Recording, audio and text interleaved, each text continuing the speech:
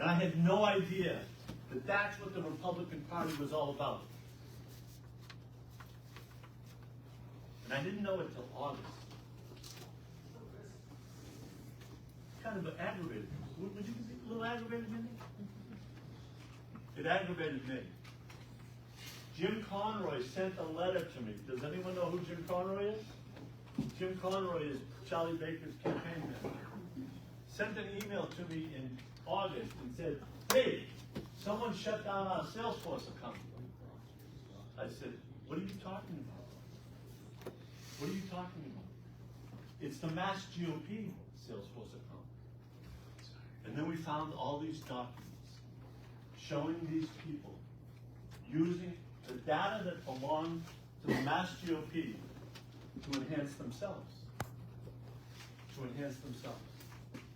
Two entries we found.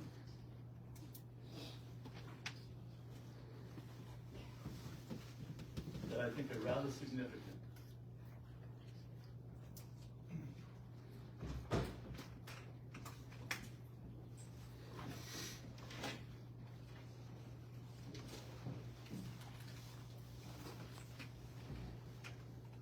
On July 15, 2019, Conroy calls Lyon. Someone shut down Salesforce. What do you mean? Baker Committee owns Salesforce. That's what Conroy said. We sent an email to the Salesforce representatives. They agreed that the MassGOP owned the data. And what did they do with it between the time that they took over on that date of 2019 through March or April and May of 2019 was they opened up two accounts. One was called Advantage and the other was called Rally. How many have ever heard of the Baker PAC? Anyone heard of the Baker PAC? The Baker PAC is an independent expenditure PAC that was opened in May of 2019, less than 3 months after I became elected chairman. The $272,000 that came out of the Salesforce fundraising accounts went directly to fund the IPAC. You got it? So the IPAC, an independent expenditure organization, used the data of the MassGOP to raise money for their independent PAC. In November of this year,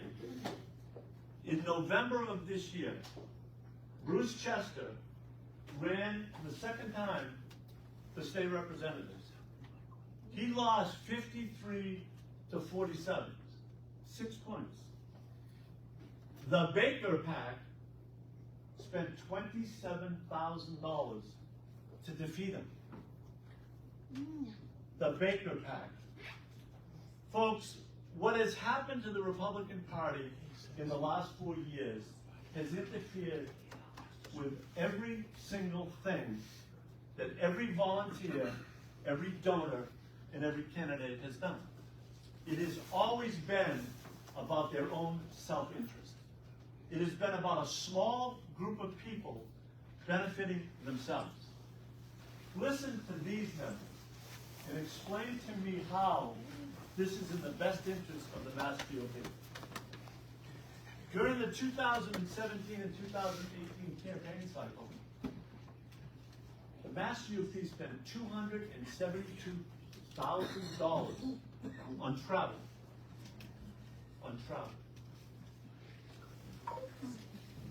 $272,000 on travel. They spent $164,000 on parking. You add it up. 435, 440,000.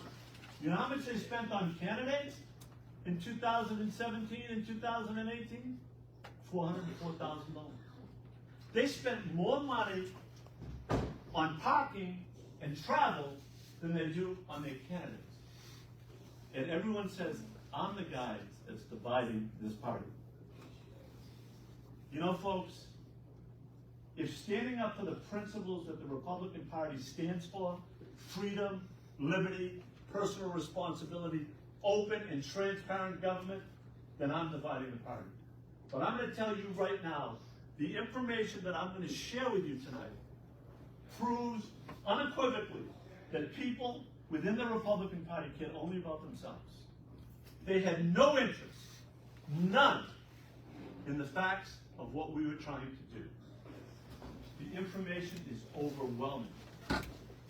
There's a young man that was working for the party in 2017 and 2018, 27, 28 years old. I have two sons, 27 and 28 years old. You want to guess how much money that person was paid in 24 months? Any idea, Mr. Crowley? You're an accountant. You're the one that called my report, Mr. Crowley, unconscionable. Unconscionable. This guy right here claims that me exposing that information was unconscionable. It's not what I claimed. You did. It's in an email. You know what else? You know what else is How much unconscionable? money did he raise? You know, excuse How me? much money did You know what that else? young man raise? Mr. Walton, you can keep your mouth shut, all right, Mr. Walton? When I want to recognize you, I will. What's up? Recognize him. I'm here to educate Mr. Crowley, you don't have to stay. That's my intention of staying, Mr. Lyons. On February 1st, 2022, Mr. Crowley decided to shut the bank account down of our party. Shut it down. And there's a Walked reason he into a did bank. Because and shut you did not have a budget, Mr. Chairman. If you're going to continue yelling, I'm going to ask you to leave. Okay, I'm I'm not gonna going to finish. leave. I am not going to leave, Mr. Chairman. I am not going to let you sit here and lie about what I have done. So I when may you, but I am not going to let you people tell raised lies a lot about of me. money. Jim, Mr. Crowley, did you shut down the Something bank you because would of know the about. MassGOP? I most certainly did. Thank you, that's all. Oh, yeah, see, that's how it works. Mr. Lyons, do you have a budget? Are you operating right now on a budget? Mr. You have a Crowley. past budget from the MassGOP, Mr. Right, Lyons. right, Mr. Crowley, I'm going to finish my presentation, and then we'll let you consider, we'll take some questions from you, all right? I'm sure you will. Did you come here to disrupt this meeting or to learn anything? I came Do you here. think- I came here to make sure. Why don't you tell come lies to about state committee meetings and actually ask these questions when you're supposed to be there, so we can have a quorum and get a budget passed? no, instead No, you guys you don't don't show wanna- up, don't help candidates, stop the Mass GOP from running. Excuse me? You got way too many Why don't candidates you in show here. up at state committee meetings and do your job? How Mr. about the chairman listen to the rules? Listen, his name's not You're not answering questions either. You're gonna throw questions out but not answer questions. Keep smiling because you love not showing up to those meetings, keeping a quorum, so that you can then accuse them of not being able to pass a budget. How ridiculous, You Paul. could have had a meeting Folks, next day. folks, let me continue on. Is that Paul Frost that you got? Hey, guys, all right, Mr. Frost. They should announce themselves who's talking. That That's way, Representative I'll be Frost. certainly happy to talk about Paul Frost. Sit down over there, because I'm gonna get my turn when Jim's done. And if you think he's got something to say, themselves when they speak? Sure, this is Jeffrey Paquette. That was Representative Frost, and this is Patrick Crowley, the treasurer of the MassGOP. So folks, so what happened after we began exposing the malfeasance that took place within the MassGOP, all hell broke loose. All hell broke loose. A member of their team decided in January of 2021 to unlawfully attempt to open ward committees in South Boston. And the reason that I use the word unlawful is because as the process was going on, we received an email from a woman whose ward had been opened. And she told us in writing that this particular person had forged her name to the documents. That's unlawful. That's unlawful. Additionally, as they began the process of opening up these ward committees, we sent out letters to members who had signed up. And guess what happened? 30, 40 letters came back in the mail. Wrong address. Wrong address. They don't live there. This is the information that happened. Now, this happened in the first quarter of 2021. I want you to think about the time frame. I had gotten elected on January 3rd, 2021. 2 days before my election, a gentleman by the name of Doug Bennett decided that he was going to try to ruin my reputation.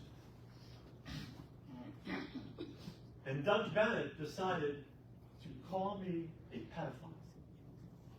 Anybody ever been called a pedophile before? That's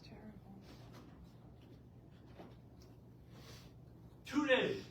2 days before the January 3rd election, Doug Bennett began this campaign to refer to me as a pedophile. Can I just ask, did you give permission for the photos to be taken? Yeah, you can take photos, you do whatever you want. Okay, thank you. Thank you.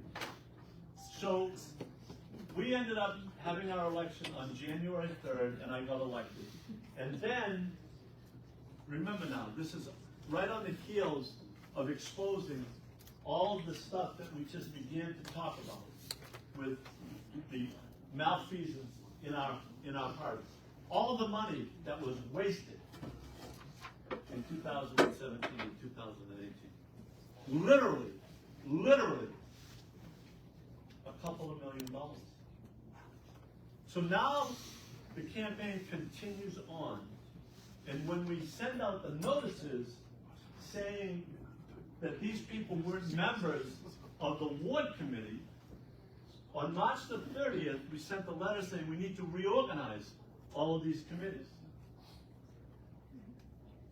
19 days later, Nat Lee,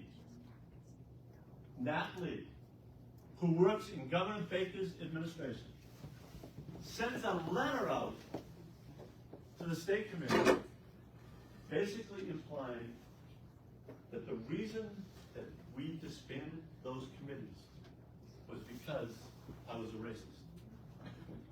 I was a racist. I was a racist against blacks, and I was a racist against Asians. So I'm a pedophile, I'm a racist, and I'm a bigot. Those accusations were made from members of this party against me. And I'm going to show you tonight that the people involved are at the highest level of the Republican Party. The highest level. And that the people in this room, Frost, Crowley, and Minnie McKenzie, all were aware of it. Not true. All were aware of it. That's not true. What's not true? No, please. It's not this isn't a debate. On April the 19th, Nat Lee emails the state committee. How many are familiar with the firm of Ashcroft and Sullivan? Anybody ever heard of the firm Ashcroft? He represents you, doesn't he, Mr. Frost? Ashcroft and Sullivan? They did. They did. So you're familiar. Everyone here, Ashcroft and Sullivan is a law firm out of Boston. Michael Sullivan ran for U.S. Senate back in, I forget when it was. On his invoices, dated July 9th, 2021, there's a statement that says, email exchange regarding client selection. Client selection. So what that means, so everyone understands, is that they were looking to get clients that they wanted to represent. The people on that email include Brian Wynn. Everybody ever heard of Brian Wynn? Anyone ever heard of him? Brian Wynn was a lead advisor, if not campaign manager, for Governor Baker. Matt Sisk, member of the State Committee. Ron Kaufman, National Committee man. Jim Conroy, member of Baker's campaign team. These invoices that I'm going to show you, that I'm showing you right now, have on there a gentleman by the name of Simon Cataldo. Anybody ever heard of that name?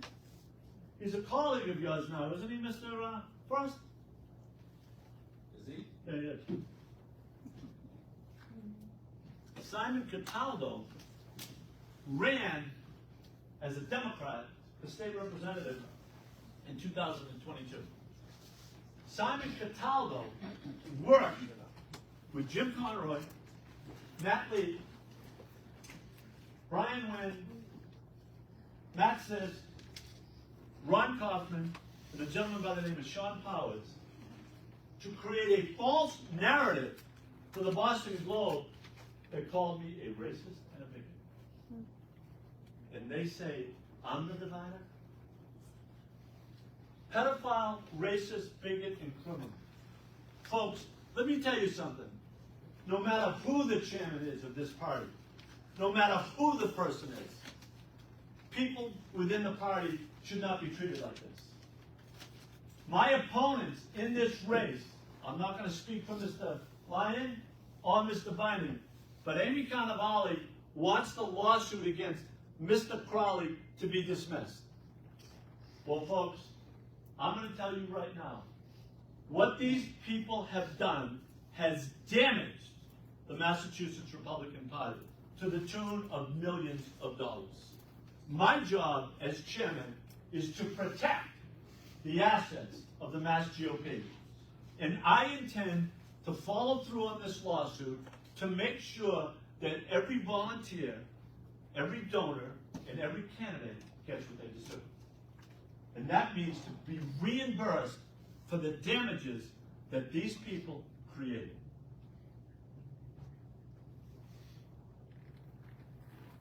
April the 23rd, at 12:46 p.m., Attorney Simon Cataldo emails Attorney Michael Sullivan and Attorney Chris Amron in response to an off-the-record conversation with the Boston Globe regarding Nat Lee's letter to the MassGOP.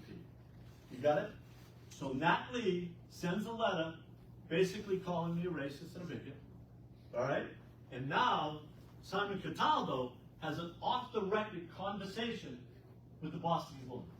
We're going to put something together for you. We're going to give you a statement. Oh, by the way, we don't have any clients yet. We'll get to that. Jim Lyon's decision to selectively disband ward committees in one of the Commonwealth's most diverse districts is a callous and transparent effort to consolidate his power. His move can only be reasonably viewed as an effort to extinguish racial participation in the direction of the party's Asian and Americans, whose voices are more important for our national political discourse than ever. They have a right to participate. Asian American members of the party won't stand for discriminatory treatment and will pursue every avenue of relief available to them. I served in the legislature, as Mr. Frost knows, and in 2018, the state representative from Quincy filed a piece of legislation that was going to create a registry of where Asian Americans live and where they came from. It's kind of like county court. When my grandparents came over, let's make sure we know where they all came from. All right? I had 3 Asian Americans call me and say, Jim, what they're doing is wrong. Will you stand with us? I said, why don't you come to the barn? We had a meeting at my barn in Andover. 150 Asian Americans showed up. I thought I was at the bridge in Concord. These people love our country. And these people want to call me a racist, a bigot, and a pedophile. And they say, I'm the divider. I'm the divider. So what happened was, I told those Asian Americans to reach out to the chairman of the committee and let him know exactly how they felt. One day I'm standing in the chamber, and the chairman came up and said, Jim, enough. I already got 400 emails. Enough. They had a hearing on the bill at the Gardner Auditorium. And as a legislator, Jeff and I and Paul know that you get a chance to go down and speak. I walked into the hall. There were 3 of the Asian folks with me from Andover, and we got a chance to speak. As I walked down to go to speak, every single person in that hall stood up and clapped. As I sat down and I addressed the chairman, I said, Mr. Chairman, I thought Tom Brady must be in here. Folks, let me make it perfectly clear. These are lies. This is part of what these people have done. They have controlled this party since 1990, and we're seeing nationally, grassroots people have had enough. Representative Frost has been in the legislature for what, 1994? People have had enough. They want people who are willing to stand up and fight. They don't want this type of stuff. You want to call someone these names, stand up and call them the names. Racist, bigot, and pedophile. The same day, April 23rd, 2021, 2:13 p.m., Simon Cataldo text messages Brian Wynn. He said, spoke with a Globe reporter on background a little while ago. They're going to run something, I think. Charlie Baker's main guy is working with Simon Cataldo to run something, I think. What do you think? Is that any way to run a railroad, guys?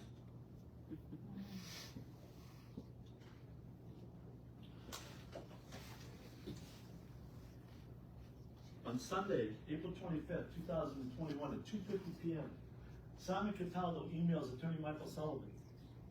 I think if we give her this, each sentence could stand on its own.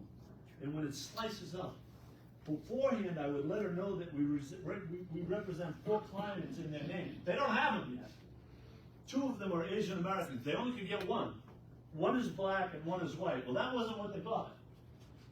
Trying to put this more on lions than the party, and borrowed your fairly viewed language for the most stinging part. Mike Sullivan, Simon Cataldo. By the way, that Baker pack that I talked about earlier, guess who else they donated to in 2022? Simon Cataldo. Simon Cataldo. On Sunday, April 25th, at 2:55 p.m., Sullivan responds to Cataldo. Thanks. Can you send this to Sean and the others for their views? Thanks, Mike. Let me just tell you who Sean and the others are.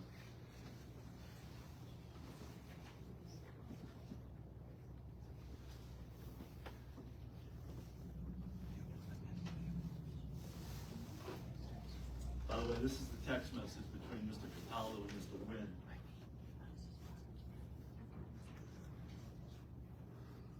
Gentlemen, this is who the others are.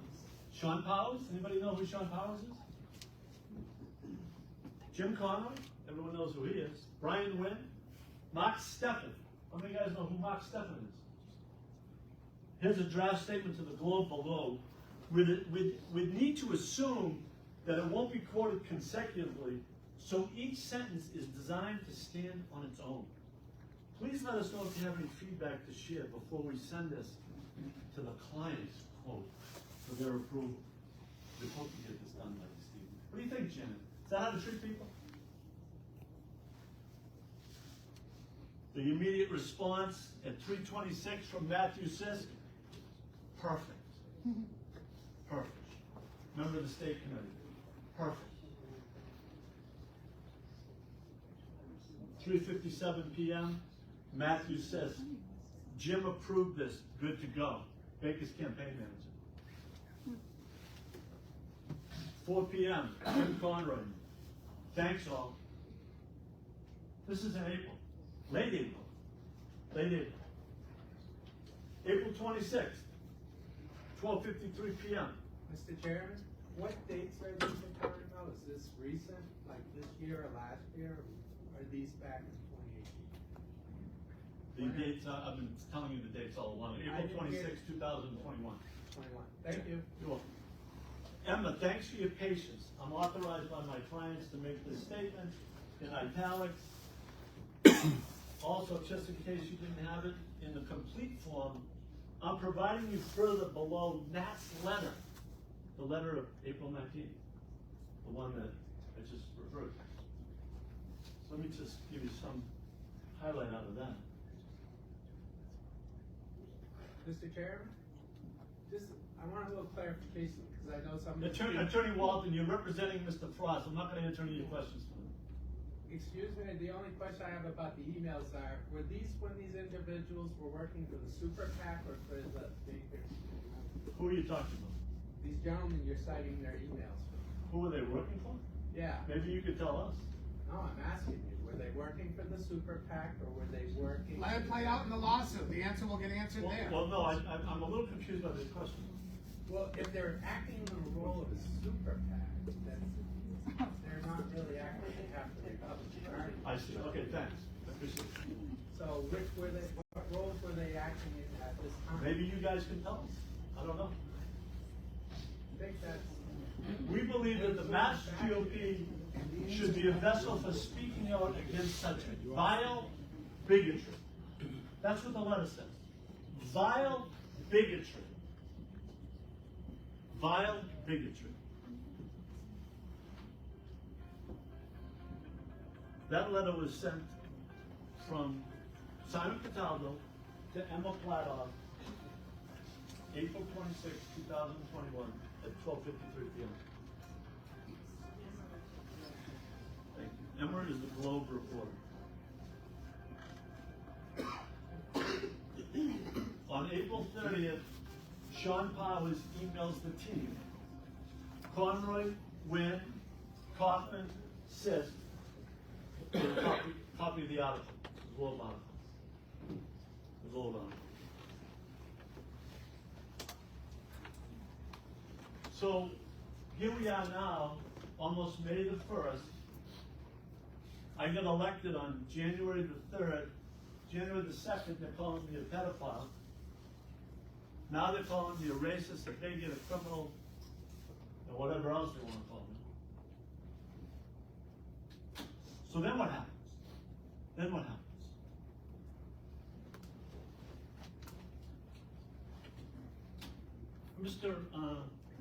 Mr. Paquette, why don't you tell everybody what happens? Jeffrey Paquette is a congressional candidate who ran for Congress. How are we doing? I think probably 80% of this room are my constituents, so you all know me. And if there's one thing that everybody knows, is that I have got to be one of the most truthful, honest people you've ever met in your life. So, what I'm going to do here is I'm going to try to show some of what happened here and stuff. And I first have to do one, I'm under NDAs with our own project. Currently, we have a pending 2 class action lawsuits coming against the Mass GOP and state committee members, ranging from 2014 to 2020, having nothing to do with the 2022 election. That work has been operating now for a little over 2 months. Julian and myself are so determined to get to the truth of what happened with the Mass GOP from 2014 to 2020. We funded the $25,000 to the lawyers to do this research, and we'll continue to fund it. As of today, 152 depositions have been taken. 91 of those depositions will be plaintiffs. The remainder of those 152 at the moment are not seeking damages. They will simply be witnesses. My goal is to get to 150 plaintiffs. The lawsuit should get filed, 1 out of DC, 1 here in Massachusetts, and so hopefully within the next 2 weeks. The reason one's federal and one is state. We had federal candidates involved, and we had state candidates involved. Now, I just want to move that aside, because if you didn't know that we're the ones behind it, or you didn't know that this is going on, I have been emailing this out to all Chris of the Croce state is a senior associate scientist. of every step I'm making, step by step. Now I want to come back to me and talk about the dysfunction of the Mass GOP. Chris Croce is a Not the senior chairman, associate scientist. because it doesn't matter who the chairman is. Our state committee members that are elected, they have a responsibility to make sure, 1, they're safeguarding the assets of the Mass GOP, that they have the best interests of the Republicans that voted to put them in office, and that their job is to help get candidates elected. So now I'm gonna take you to the next thing. Debbie, could I please have you come up here with me? Okay.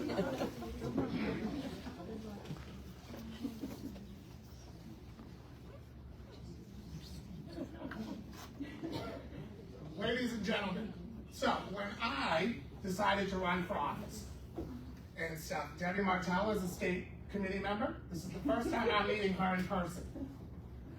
An email had gone out. Debbie Martell had put out there and stuff that I was actually going to be the MC at an event out in Worcester, Mass. An email circled around. I know, but it was supposed to be a I know. that. And stuff. But anyway, let me finish. And stuff. It got to me. I went to Jim Lyons, Jeff Deal, and we were working with Debbie to come to a resolution. She had a problem, not a problem, her religious, I should say it this way. And I'll let her speak for herself. And stuff. The problem was that I was gay and that I had adopted children. And that basically they were trying to cancel me. So while I'm trying to clean this up, this is my second campaign, by the way. My first campaign, I had to suspend, as you all know. I had a stroke, and then I had to go through 4 brain surgeries, a year to learn how to talk again. And at this point, it's 2.5 years. I think I got most of my writing back, but we got a few people that want to go, oh, he didn't put a comma here or whatever. And I'm like, you ignorant people. But anyway, I would ask anybody walk in my shoes. Here's what happened, besides the fact that I annihilated Debbie. Thank you. 29 elected Republicans and the state committee people put a letter together to support me against Deb. Here's what I didn't know, because I was new to all of this, this wasn't about me. This wasn't about Debbie Martell. This was about taking out Jim Lyons and stuff as the chairman. So what did they do? We couldn't get Debbie removed. You couldn't get Jim fired. So then they went out and got 13 or 12, whatever it was, angry donors for $1 million, right? If they fire Jim, they'll give the MassGOP $1 million. They did that. I'd have taken 500,000. They did that in my name. They used my name to hold the MassGOP hostage. Now let's point something out. All 29 Republicans and all 31 state committee members that signed that letter to support, every freaking one of them turned their back on me the minute that man did not get fired. They weren't there to help me or to protect my family, or the fact that they put my 10-year-old's picture and stuff out online, where he goes to school, what time he gets picked up, what's my address. They weren't had anything to do with I want to help Jeff. Now, let's move that ball forward. I contacted all 13 of those donors. Not one of them returned a call, an email, nor did they donate $1. But they had no problem destroying and dragging my family's name through the money. Why? Again, because they want to fire him. Jeff, can I have my water?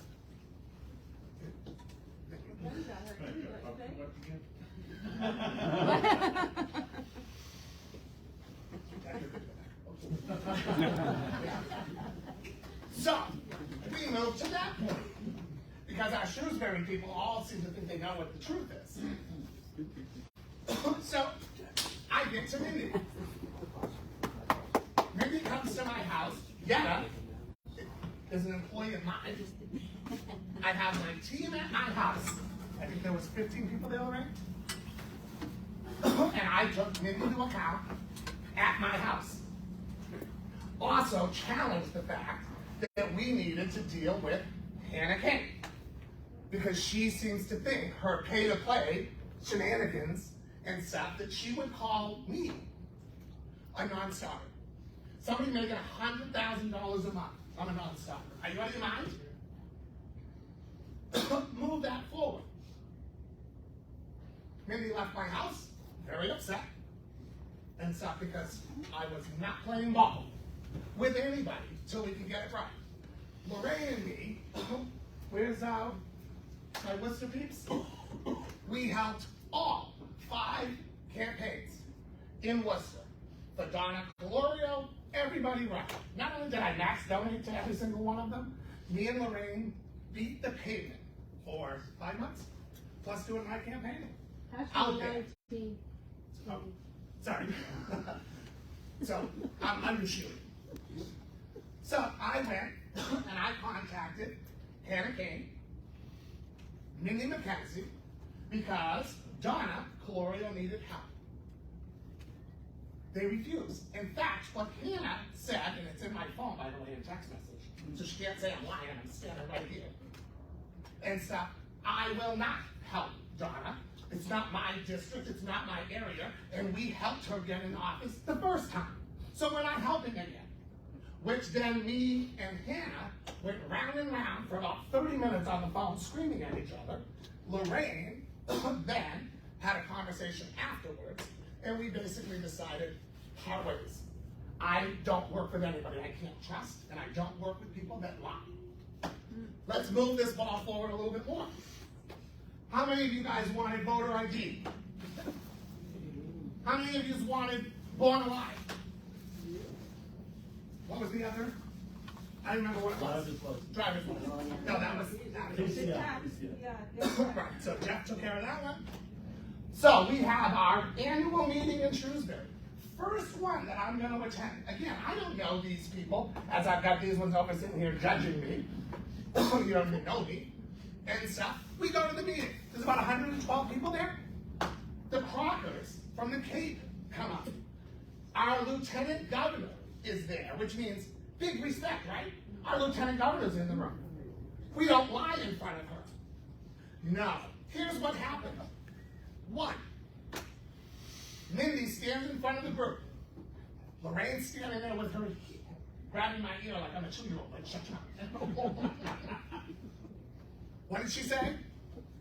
We didn't get voter ID, Born Alive, or any of these things because the chairman did not do his job, did not train people, didn't tell anybody, and I said, you're lying your ass off. You were in training with me, with Lorraine, the entire Worcester RTC. We were all there. So at least 20 of us in this room. And I said, how do you lie? You have such a personal axe against him that you lied to the voters and to the donors? That's not your job. What does Hannah Kane do 5 minutes afterwards? Redistricting happens. Right? We get a new district in Southborough. Hannah stands there with the lieutenant governor, standing 5 feet away, and says, we do not have a Republican that can run, but we've got a Democrat that we will back. Jeffrey, you know that's a lie. Lorraine, is that not what happened? Hannah wants to say a line. Lorraine, I'd like to know, is that true? This is what I heard. You know damn well I know. Hold on, let her say it. You want the answer. I'll say, this is what I heard.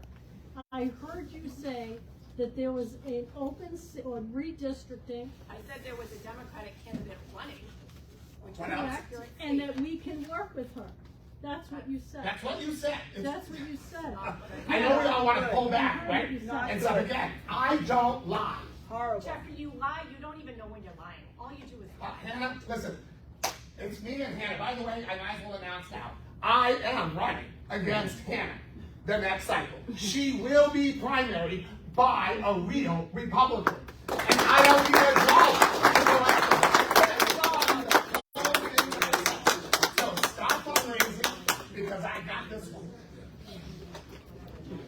So, anyway, moving from that wasn't going to get announced until I got back from Italy. But I wasn't expecting Hannah to be here, so I might as well tell her to my face. I will be challenging. I hope we're ready. I hope Karen gives you lots of money. I don't pay to play. I know she does. I know you do. Just look at the Shrewsbury patch. Story's right there. You know what, Jeff? No, I'm still doing my thing. This isn't about you. No, tell him. Sorry, finish up. When he's finished, I'll let you speak. Thank you. don't get to pull rank here. You don't get to pull rank here.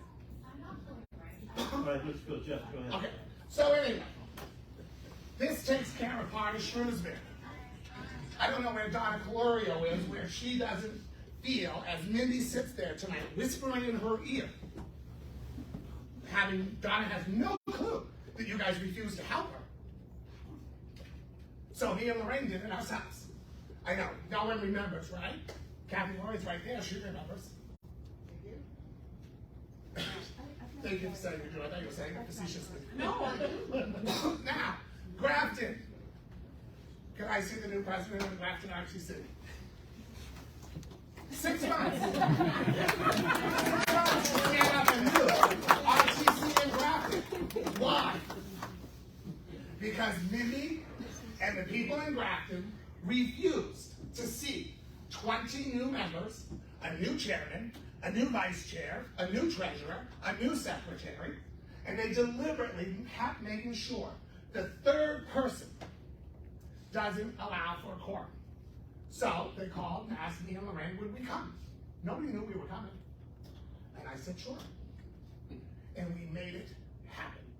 We got the chairman, treasurer, all of them removed, and we put together a new RTC.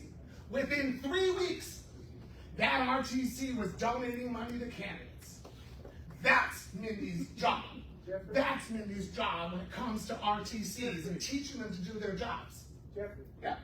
you just said you went to Grafton to form a quorum? Stacy, when Stacy got settled as the new chair, that was me.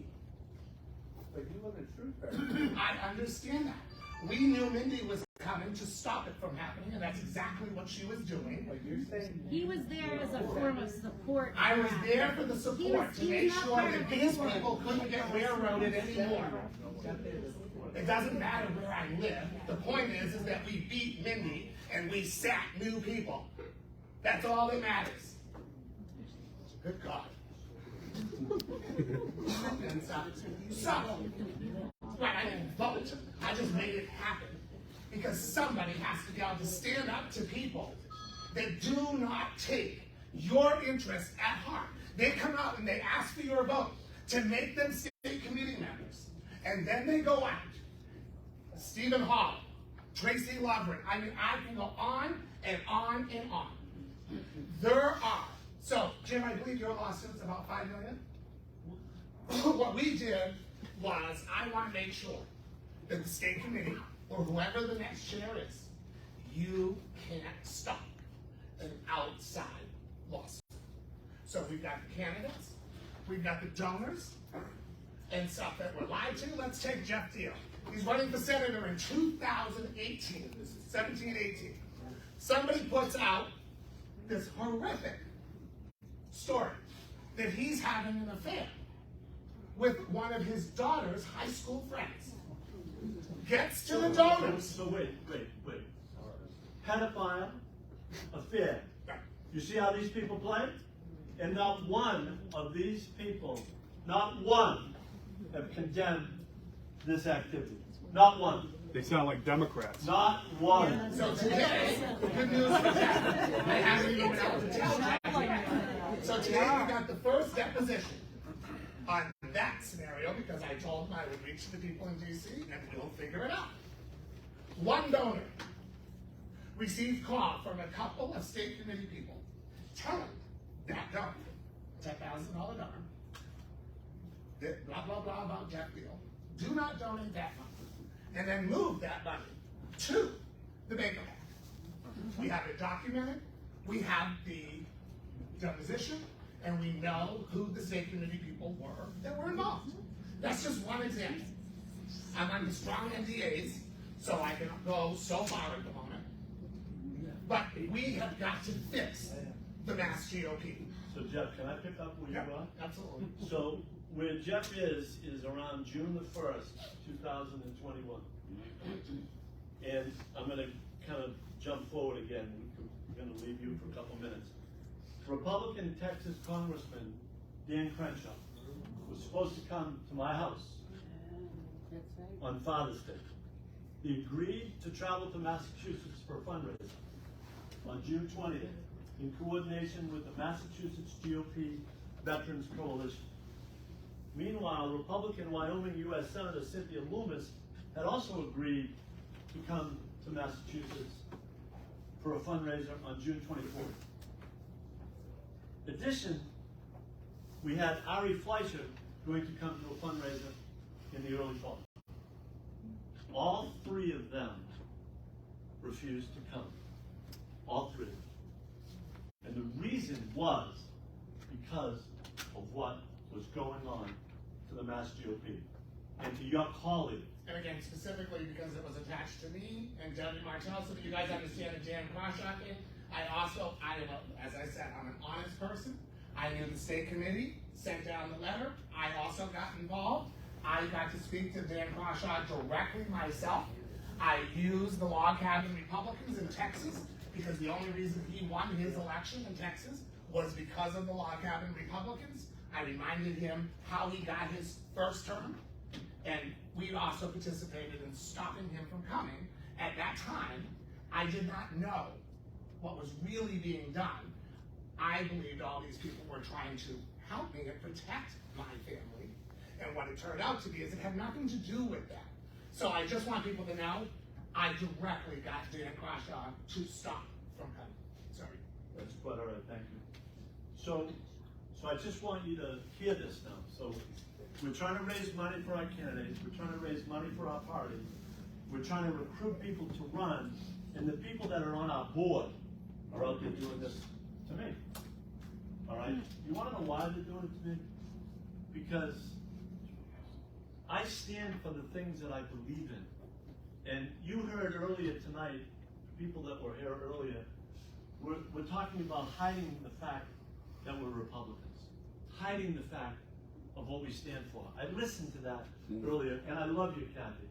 But from my perspective, the reason we are in the place we are today as a Republican Party is exactly that reason.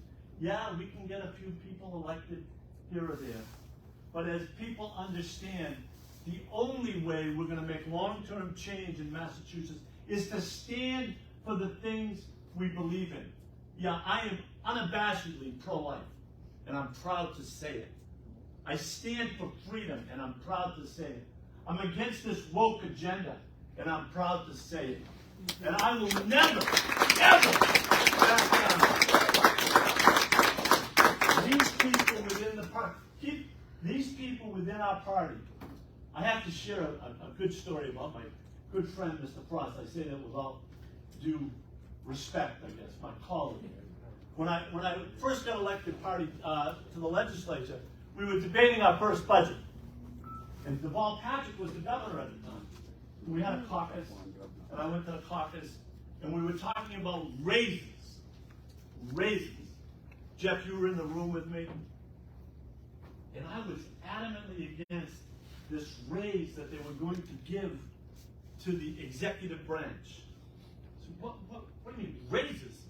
They just raised the sales tax. They just raised the mails tax. They just raised the outlet. Now they want to give raises.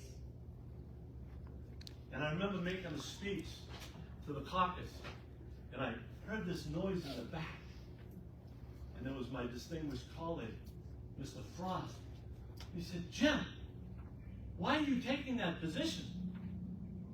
Now, I've been in business since I was 21, and I'm pretty damn old. I'm pretty damn old. And I said, "What? 10% raises?" I said, we just came off of this. This is why we're doing this. You know what he said to me? He said, "No, Jim, someday we might be there, and we might want those raises." That's what we fight against on Beacon Hill. That kind of attitude. And until we change that, folks, this party is going to be exactly what you're seeing. In 1990, when Bill Wells got elected, we had 53 members of the legislature. By the time I ran in 2010, there were 11 Republicans running for re-election. 11. They'd have been happy if there was only 5. They want to get along with the Democrats. That's what they did. Go back to June 9th. Right now, I just told you about Red Massachusetts Grassroots LLC. Brian Wynn. Brian Wynn. I earlier mentioned the IPAC and the money that Baker is using to support Democrats and Republicans, but Democrats. Red Massachusetts Grassroots LLC is an entity that was formed in 2019. And it was formed to basically defeat conservative members of the state committee. All right? You got it? Anybody that was a conservative was going to get punished. I just want you to understand that. Sean Dooley, who I served with in the legislature, was running for state committee in 2020. He put out a flyer calling his opponent a felon, a child abuser. Child abuse. Let me read it to you. Let me read it to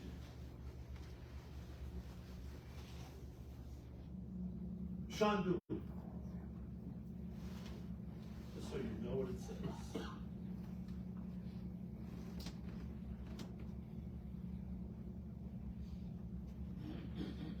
The new civil service commissioner, Sean Dooley? That's right. Okay, just want to make sure. Appointed by who? Governor Baker. We must do better. Swamp creatures beware. Served jail time for assaulting a 13-year-old child. Convicted. No. Multiple restraining orders issued against them. Convicted of threatening a district attorney. Don't elect a convicted felon to the state committee. You got it? Guy runs for the state committee. Sean Dooley, Mr. Unifier, puts out flyers like that. How do I know that? Because I got the invoice. Jim, was he lying when he made those accusations? Excuse me? Was he lying when he made those accusations? Well, the printer that printed it just settled the case, so I'll let you determine that, counsel. Okay, let's go back to the Boston. No, not yet. Okay. Not really an answer, but okay. Invoice was to Brian Wynn. Red Massachusetts Grassroots LLC. Brian Wynn. You got it? Campaign manager for Governor Baker. Is out there running candidates, which he has a right to do, against state committee members that he don't like. Jim. No, I'm not. We're not finished our part. I don't think he was part of the Baker campaign when these went out. Doesn't Brian Wynn? Brian Wynn. Remember, let's, facts matter. They do? That's what the lawsuit You keep on yelling about the rhinos, all right? I never said a word. I haven't used the word Why right don't you yet. turn the state committee? Quiet, How please. much money Mr. Walton. give to your campaign Quiet, your please. last three elections? Please. How much did the Hold rhinos on. give to your Hold on, campaign? hold on, please. Hold I'm on, gonna finish. Grant. I'm gonna finish. I'm gonna finish. The amount of the invoice was $27,395. Red Massachusetts Grassroots LLC. So now, you just heard me tell you about racist, bigot, criminal, right? You just heard me. The statement was concocted by the team. Who do you think paid the legal bills? Brian Wynn, Red Massachusetts Grassroots LLC. The engagement letter between both of them. Okay? They don't have any clients, but they get Red Massachusetts to pay it. How do you build a party when the higher-ups in the party are doing this to people like you and you and you and me? You don't. That's why this party is such a mess. That's why. That's why they don't want you to know. Well, I'm going across this state, and I'm going to make sure every volunteer who's interested understands this party is broken, and it needs to be changed. Nobody should be allowed to do what they've done. To me or to anybody else. It's wrong. It's wrong. So now, Michaela Chinnaswamy. You may know who she is? Oh, yeah. Michaela Chinnaswamy. Michaela Chinnaswamy decided to run for state committee, which she has a right to do. She couldn't get 50 signatures to get her name on the ballot. She couldn't get 50 signatures to get a name on the ballot.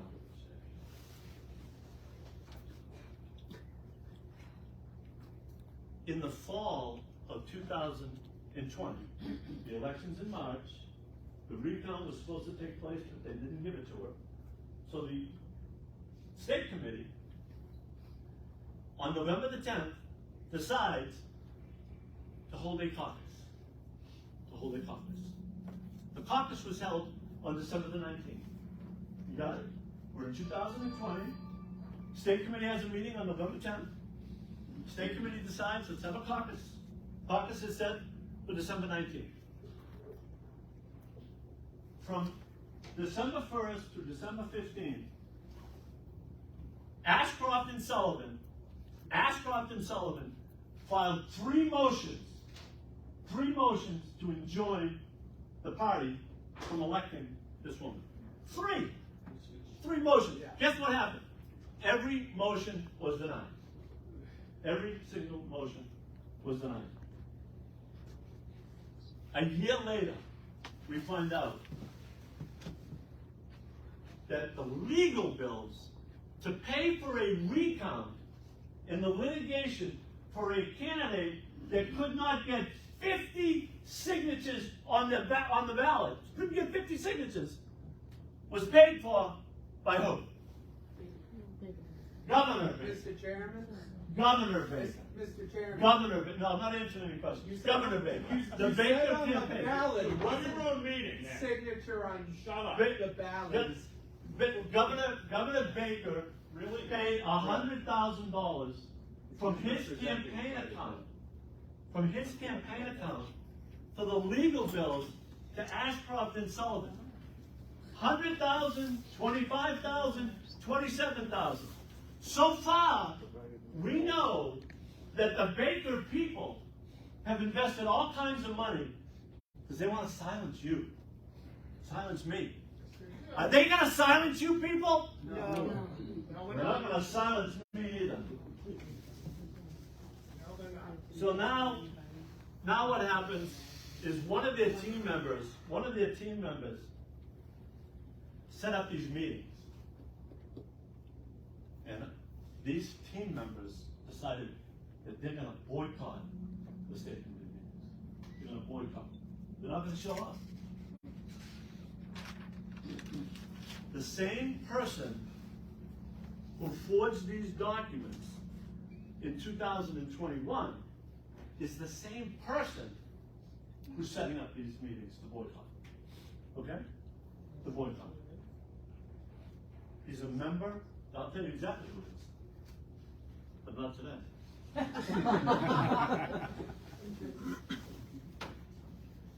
And then our treasury.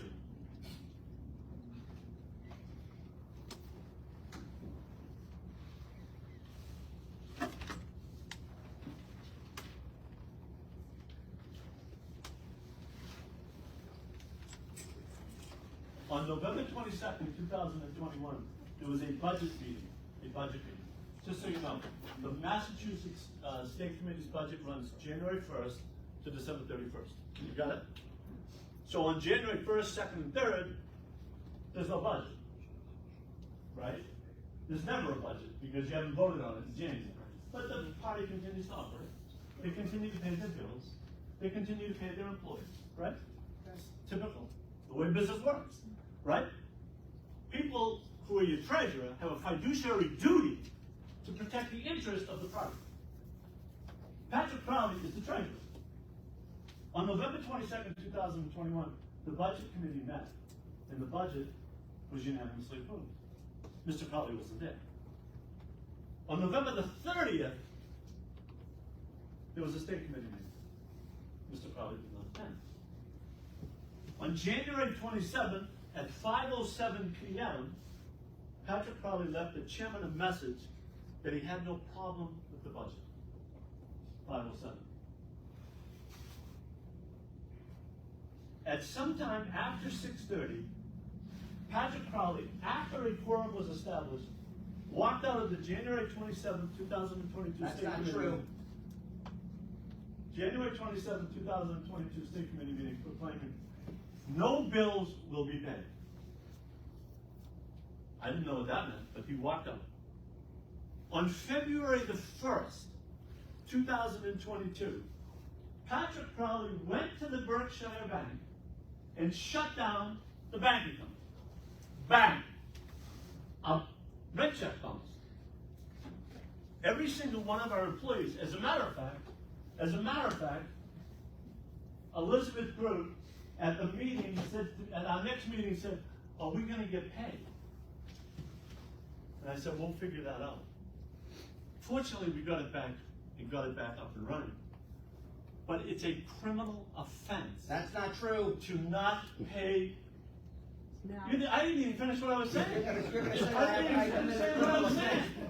It's a criminal offense for a company to not pay their employees. You can't bounce an employee's paycheck. That's the law. And his job, he caused her paycheck and others' No, paychecks. they didn't. Not They true. never- I never said that. They didn't bump.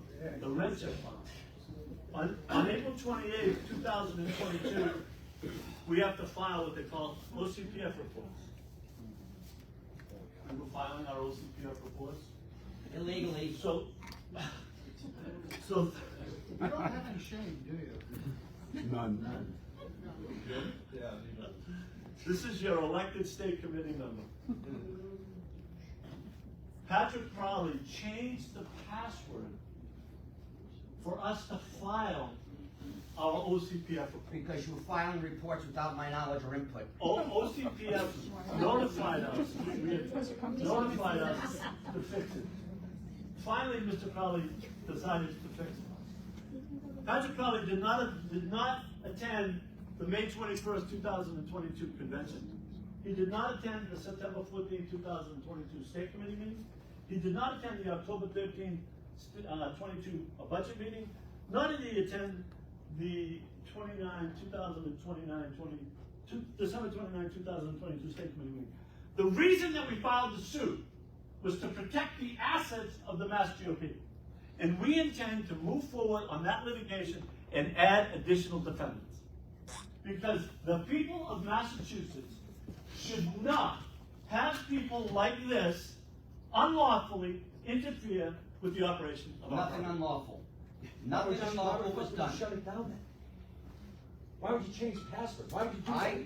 Nothing that I did was How's that unlawful. representing the people? Nothing that I did was unlawful.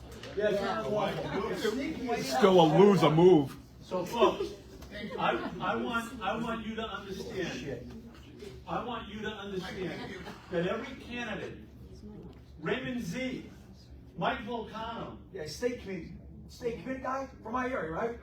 First time I ever seen the guy. No joke. No joke. Why didn't you show up? Loser rhino should be canned. Come on. This team is bad for a reason. It's a bad team because it's got a lot of bad people on it. Don't do anything. Spoken from another state committee person. so, no, Mike Volcano was a candidate who ran for state representative, okay? Put his, like every candidate, went out there and worked his butt off to try to get elected. And what we're seeing is the reasons that in Massachusetts, you know how many people we got in the 40%? Do I have that? It's in the We had so many candidates get to mid-40s, low 40s this time around. What we've done is we've identified districts in Massachusetts where we can win in. We've recruited candidates. How many of you heard about what happened down the Cape? We had candidates flying down the Cape. And the state committee people and some, well, we can't help Republicans. Not only that, they went on the radio and attacked our candidates. This has to stop, folks. This has to stop. So guys, I've been the chairman for 4 years. I want one more year. You want to know why I want one more year? To clean up the Because mess. I want to clean up this mess, okay? I want to clean up this mess, and I want these people who have cost the party money, my dear colleague, to pay for what happened. And these people, my opponent, Amy Cannavale, had said, she came up to me the other day, and she said, I'm going to sweep this under the rug. I'm going to sweep this under the rug. Well, there should be no sweeping this under the rug. I said, why did Crowley do what he did? Why did Crowley do what he did? They thought you would cave, was the answer. They thought I would cave. In a democracy, if you disagree, guess what happens? You take votes. What did these people do? They shut down bank accounts. They shut down bank accounts. Jeff, I want you to take a minute and tell people how you feel about what happened the last 12 months. 12 months?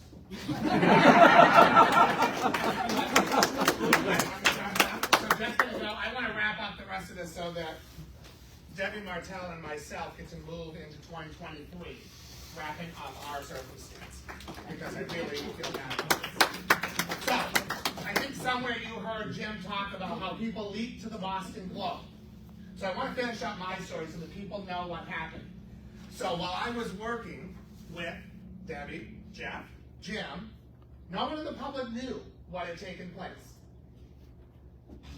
My first campaign, the only state committee people I'd ever met, and the only RTC that I'd ever been to, was Shrewsbury. Being sick and being out of commission for 2 years, knowing that this was going on, I hadn't even been able to tell my state committee woman that I was running again. Instead, she gets a phone call from me that, yes, I'm running again, but this is what's happening to me. Fast forward this ball forward, and everyone, you're gonna have to use this because I'll never be able to tell. Who got a hold of Emma Kloss at the Boston Globe? Here's what I can tell you. I got a phone call, and by the way, my phone is there. I delete nothing. I've been a businessman way too long. I get rid of nothing. Mindy calls me out of the blue about 1:30 in the afternoon and asked me, have I heard from the media? Not what paper, not just have I heard. And I'm like, no. Why would someone? She's like, oh, a friend, and she got off the phone. I called Joe Hunter out in Utah, who is my general counsel. By the way, best friends with Governor Weld, still does all of his work today. Governor Baker, I can't be more plugged into that side of the house.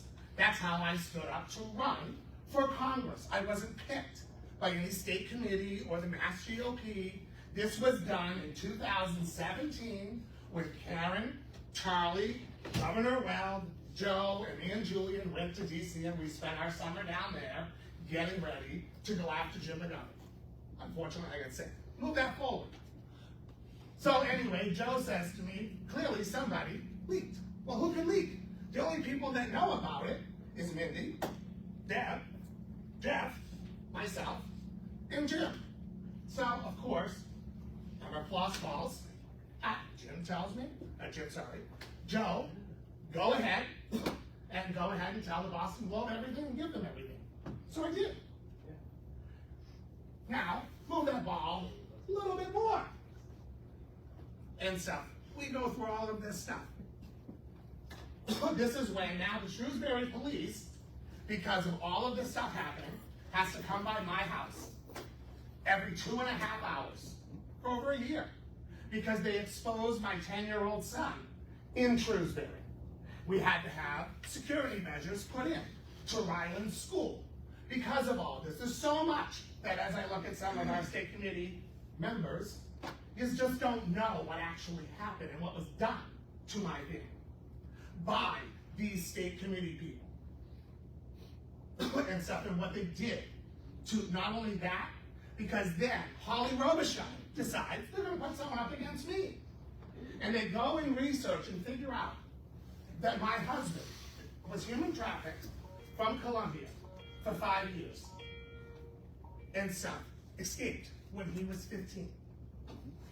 And so his story came out. We had never told our children. We had never told anybody. How do you sit down? I'd say 10, right? He was 9 at the time. How do you sit down with your 9-year-old and try to explain what was done to his papa? And not only done, but for 5 years. Drugged, beaten, raped over 1,000 different times. We never wanted our children to know this. But because everybody was so focused to harm this person, and stuff that you annihilated my family for no reason. And this is supposed to be the state committee people that run the Republican Party here in Massachusetts? They are the board.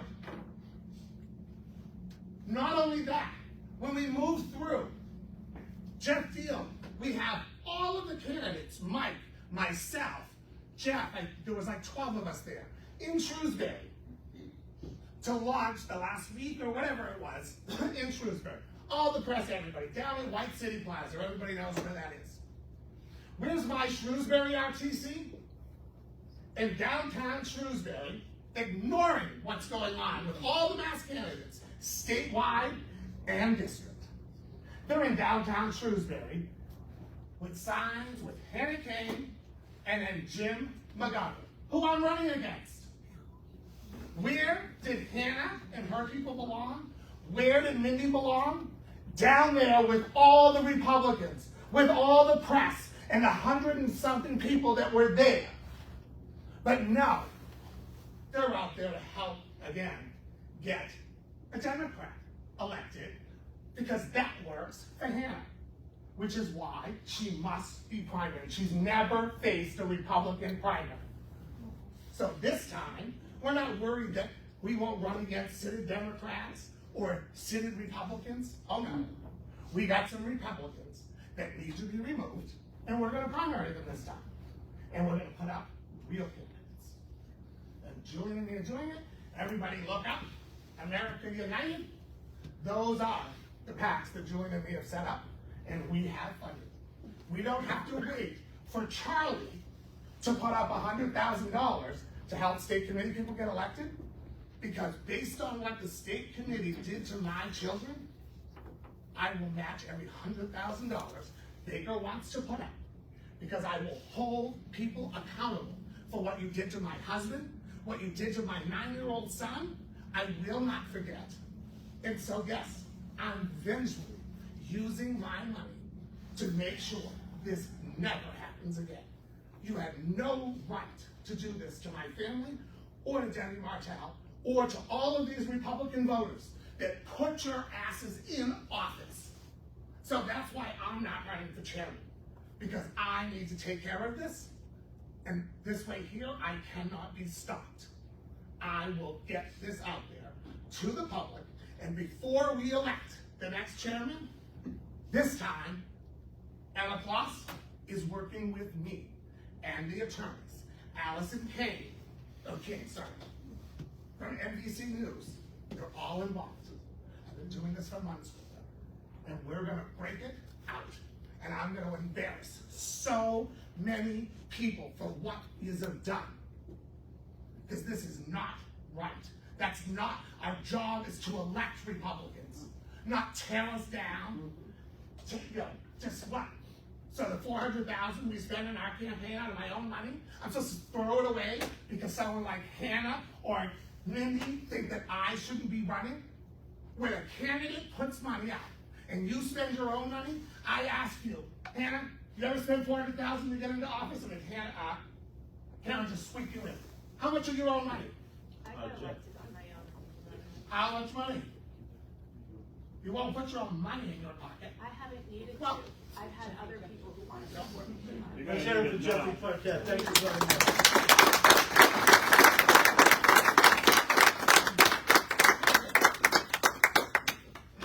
Jeff, I'm sorry. People, there's a lot of emotion in this room. A lot of people have had it. And this gentleman here, who I elected with in the legislature. I haven't had it.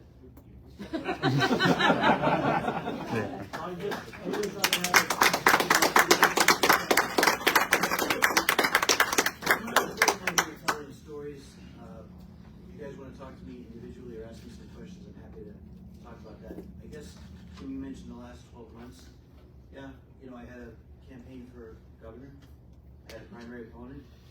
A lot of people in the room here supported me. Some people didn't. I met with my primary opponent for lunch, asked him to come help bring the party together, paid for lunch. He spent $2.5 million. I thought I owed him a lunch. And he said he wasn't going to unite the party and join with me to help that campaign. A lot of people It's true. And a lot of people in this room who supported him, I guess, not urged him to do that, or maybe he did and he just wouldn't listen. But regardless, I put up the best fight I could for governor with the resources I had available. I did the same thing back in 2018. In 2018, the party was not under control of Chairman Lyons. It was a different chairperson. At that time, I raised enough money to be able to pay, obviously, a convention fee. I had two other opponents at that time, each paid a $25,000 convention fee. I ended up winning the convention. That's $75,000 that was dedicated to the U.S. Senate race at the time. None of the dollars of the MassGOP went to support my U.S. Senate race in 2018. Not even the $25,000 that I originally put in, myself, but $0 came from the MassGOP at that time. If that's, anybody aware of that? You guys are aware of that, right? Yeah, but you have to, No? candidate too. What's that? Very few candidates got any help. No, I'm Yeah. not saying, Yeah, yeah. I'm not, but, U.S. Senate could use a Yeah, little yeah, help absolutely. from the MassGOP. Yeah. The problem has been going on for a long time. I served in the legislature with Jim. We've been fighting an effort to try to create accountability within our own party, within the legislature, and obviously we're seeing it playing out on a national level as well. So again, I'm here to see through what we've been trying to do for a long time, which is make this party more effective, recruit good candidates. When you undercut candidates that put their lives on the line, try to do everything they can to win races, and then you maliciously lie about them in the press, you're just making it impossible to recruit good candidates for the future. And if you're saying that we all have to be candidates that match the outgoing governor, well, I can tell you that his support for Republicans in his party has been terrible. His track record's been terrible. In 2015, somebody passed away who was the senator from my district where I live. So I ran for the special election. It was a 3-month special election. I wasn't going to run if I didn't have the support of the new governor that had just come in. My wife refused to allow me to run. It's a true story. You can talk to her until Governor Baker spoke to her and said he was going to support me. They had a discussion on the phone. He said he would support me. I met with him in his office as well to make sure I would have his support for that special election. I think it was the first, maybe second, but first special election that, since he became the governor for a Republican seat or Republican candidate. About halfway through the race, the press asked him, or there was an article in the paper, I believe it was the Globe, asking the governor if he was going to support my race. And he said, I don't know, they haven't contacted me yet. Okay, these are the things that happen to try to quietly slip the knife in your back while you're trying to do something like move from a House seat to a Senate seat, try to improve the Republican position within the party, or on Beacon Hill. Okay? Obviously, in 2016, my biggest crime was supporting then candidate Trump, who became President Trump, and I guess potentially offending the sitting governor, because in 2018, he did not endorse my campaign for U.S. Senate against Elizabeth Warren, and repeated that lack of endorsement in 2022 for governor. So, again, we are in a room here full of people who need to be made aware, and I think there's people recording this. People need to be made aware across Massachusetts. If you're a Republican and looking to get involved in the party, Chairman Lyons is doing the best he can to expose the problems of the party and make changes for the future. I'm looking to now, as state committee man, my wife and I are both on the state committee, make sure that the party supports candidates for the future that are going to, again, have support of the party and elected officials in this state. And that's all I'm here for, is to make sure that Jim has his story told correctly, and I will be out every night, 4 nights this week, 4 nights next week, making sure that that record is clear. All right, thank you all.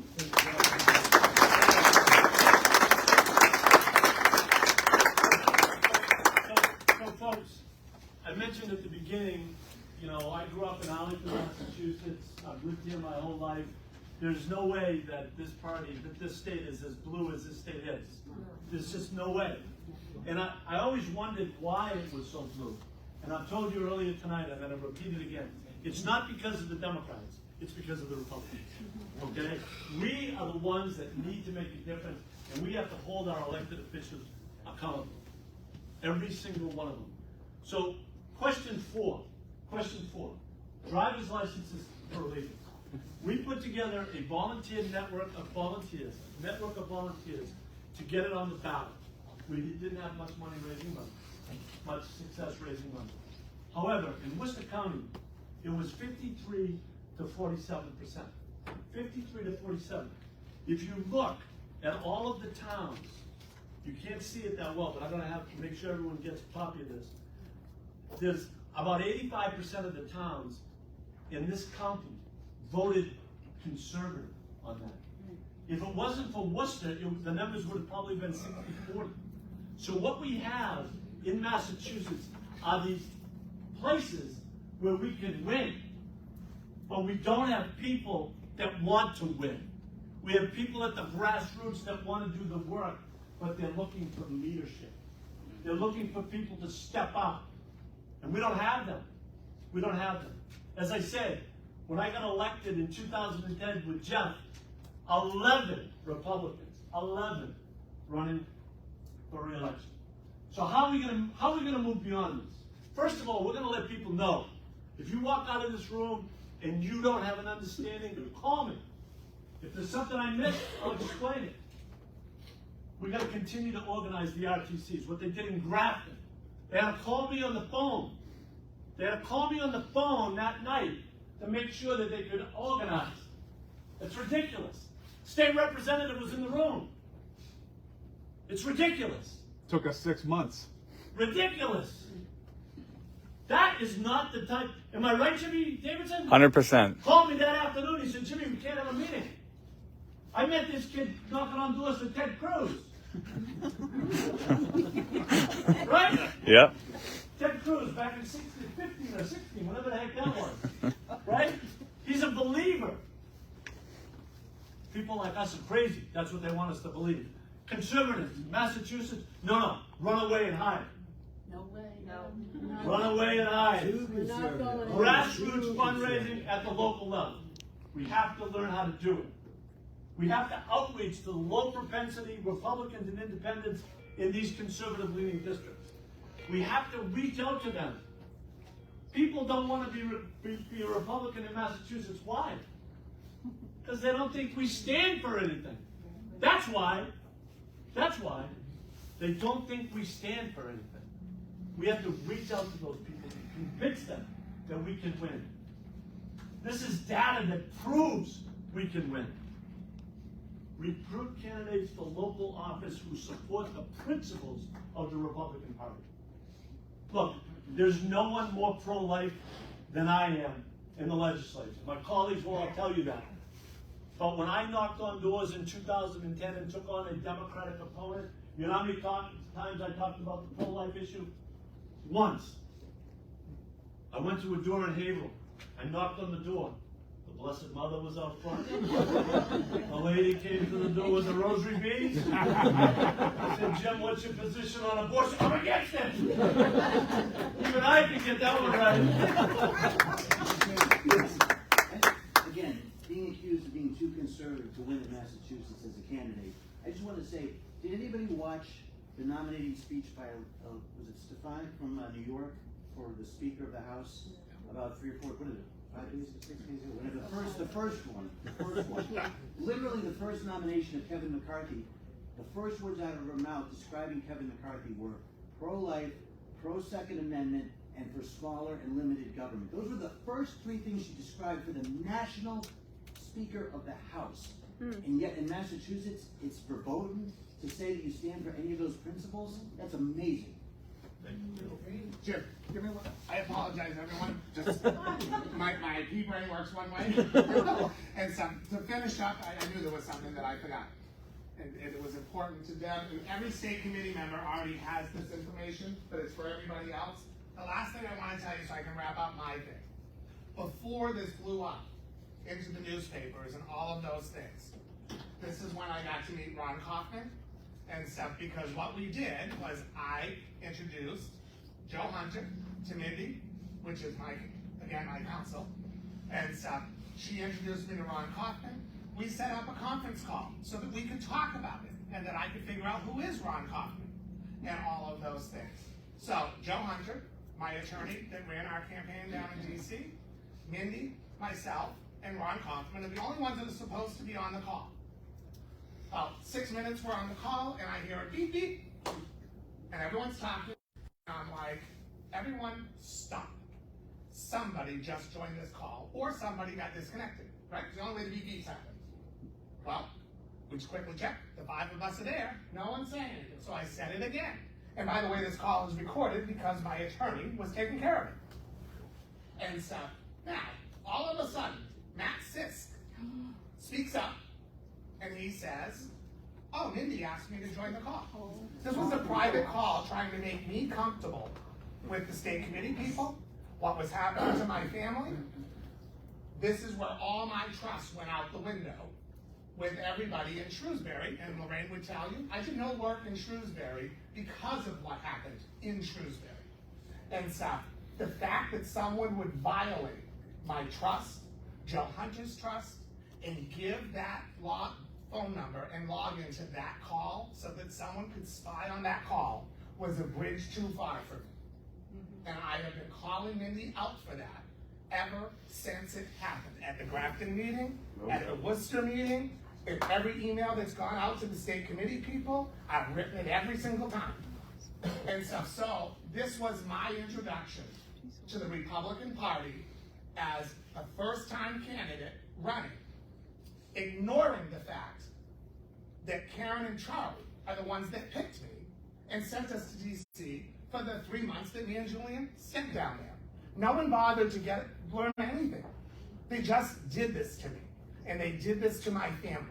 And that's what I want is to understand, that this is what our state committee members have been doing. So ask yourself, for everyone that wants to run for chairman or the current chair, who the hell wants to be the chairman of the MassGOP when our state committee people do this? Paul Frost is my state committee member. Did he do anything to help our campaign? Absolutely not. You know who did all of the work to help me? Ryan Fatman is got to be one of the most honest people I've ever dealt with. He helped me, he helped Jeff Raymo. And I also want you to know, every candidate, other than current elected individuals, every candidate that ran in District 2 and around Massachusetts received a max donation from Julian and myself. We didn't just run our campaign, as Kathy Rory would tell you, Lorraine would tell you, Mike would tell you. I helped run 14 other campaigns besides my own, because the state committee people from Leominster, from Auburn, from Shrewsbury, just go right across the board, would not help any of the candidates. None of them. And that's just the facts. I really want everyone to understand, no chairman can be successful. And that's why I decided not to run for chairman, so that I can put candidates up, both at state committee and at state reps, and make sure that we can flip this around in 2024 so that we can have a Republican Party we can be proud of. And I'll stop talking. Thank you.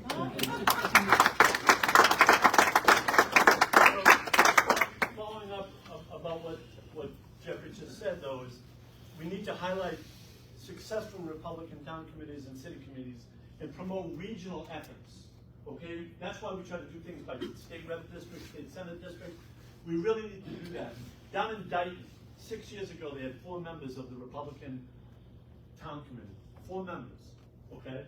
And they decided that they were going to stand up and let everybody know that there were strong conservative Republicans who stood for the values that we're all talking about tonight. Today they have 35 members. They've won 6 seats within the city and within the town.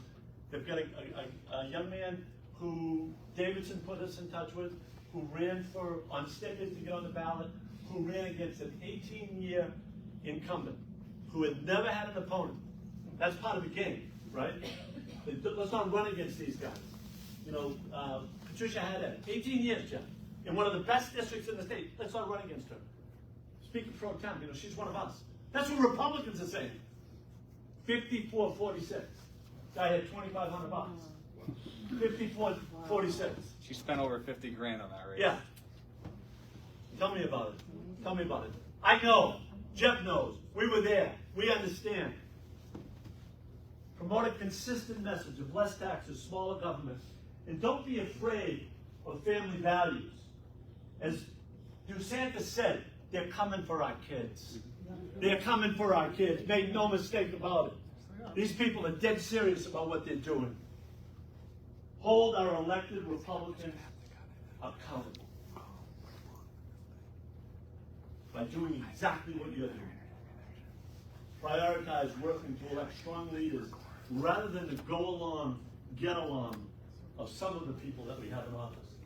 Continue the election integrity that Kathy Lynch has started, because election integrity is an important element of our democracy, and it is under attack. Create a mail-in voting plan to compete in all election cycles. Look, we can no longer complain about mail-in ballots. It's here. It's kind of like the three-point shot in basketball, the designated hitter, right? You got to figure it out. We got to figure it out in Massachusetts, and Kathy and her team are doing an outstanding job. Thank you very much, Kathy. Reach out to our Latino and Black communities. We have to do. These folks believe in our values. They believe in what we believe in. They believe in family. They believe in what the Republican Party stands for. Damn it, they believe in what America stands for. Folks, I want to thank each and every one of you for coming out tonight. I really am going to take the next 10 days. I'm running for party chair for one reason, and one reason only: to hold the people that have tried to destroy our party accountable, and to get money as damages for what they did. That is my job. That is what I intend to do. And I urge every person here to encourage their state committee member to stand with us as opposed to against us. Thank you very much, folks.